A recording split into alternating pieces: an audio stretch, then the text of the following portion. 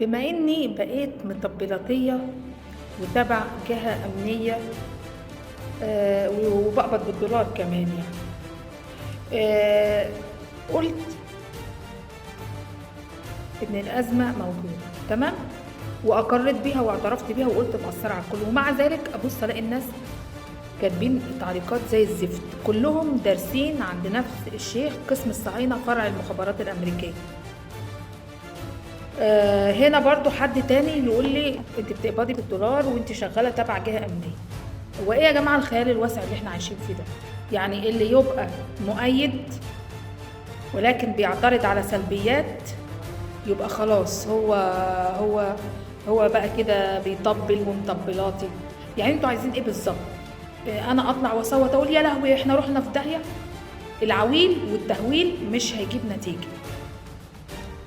ولو انا اعترضت وبقيت من صف المعارضه هتقولوا دي من الخوارج واخوانيه. هو مفيش وسطيه؟ يعني مفيش حد عاقل في النص؟ يعني احنا دلوقتي لما نطلع نصرخ ونقول يا لهوي الحقونا، يا لهوي هنموت من الجوع، يا لهوي المجاعة جاية، كده المشكلة هتتحل؟ طب بما ان حضرتك فتك قوي ومش عاجبك الرئيس عبد الفتاح السيسي، ماذا تفعل لو كنت مكان الرئيس عبد الفتاح السيسي في الأزمة الاقتصادية؟ احنا دلوقتي في أزمة اقتصادية وكل واحد فينا عامل فيها مفتي وعامل فيها وزير اقتصاد وبيقول لك لا ده باعوا البلد، لا ده سرقوا البلد، لا ده عملوا اصول. طب ماشي، حط نفسك مكان الرئيس هتعمل ايه؟ ورونا اقتراحاتكم، احنا عايزين نشوف اقتراحاتكم. هو كل واحد يقول كلمة حق يبقى مطبلاتي وتبع جهة أمنية؟ ايه الخيال الواسع ده؟ هو احنا شعب إنتاجه الوحيد هو الحوارات والخيال الواسع؟ ليه خيالنا واسع؟ احنا ليه خيالنا واسع؟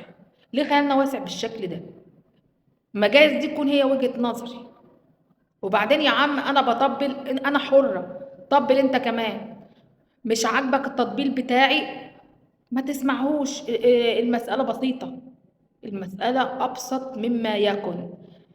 لكن تدخل بقى تقول لأ ده انت بتقبضي بالدولار، ده انت تبع جهة أمنية، انتوا مش عايزين أي إنصاف؟ طيب انت دلوقتي بتقول ان الحكومة دي فاشلة والنظام فاشل، صح؟ ده كلامكم.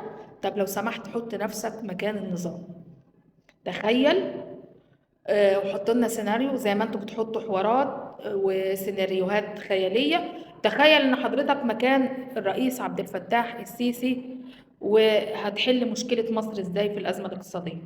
بما ان انت خبير اقتصادي، بما ان انت يعني عالم ذرة، يا ريت تقولوا لنا لو انتوا مكان الرئيس هتعملوا ايه. وبلاش يا جماعة الخيال الواسع، وبلاش بقى شغل ده انت مطبلاتية، لا ده انت تبع جهة أمنية. انتوا بتجيبوا الكلام ده منين؟ انا مش فاهمه. يعني انتوا بتقولوا الكلام الكذب وبتصدقوه، احنا الشعب الوحيد اللي بيطلع الاشاعه وبيصدقها. يعني تبص تلاقي نفسك داخل في حوار وفيلم هندي انت مالكش اي علاقه بيه، على كافه المستويات، على كافه المستويات. طيب احنا مطبلاتيه، حضرتك ايه الحل بتاعك؟ احنا غلط، هنفترض ان احنا ناس غلط وان تأييدنا للرئيس عبد الفتاح السيسي ده غلط. هنفترض، انا بقول ايه، نفترض ان تأييدنا غلط. طب انت بقى يلي بترفض، وجهة نظر حضرتك ايه؟ ممكن نسمعها؟ ممكن الرئيس عبد الفتاح السيسي لو انت مبدع في وجهة نظرك ياخد بيها.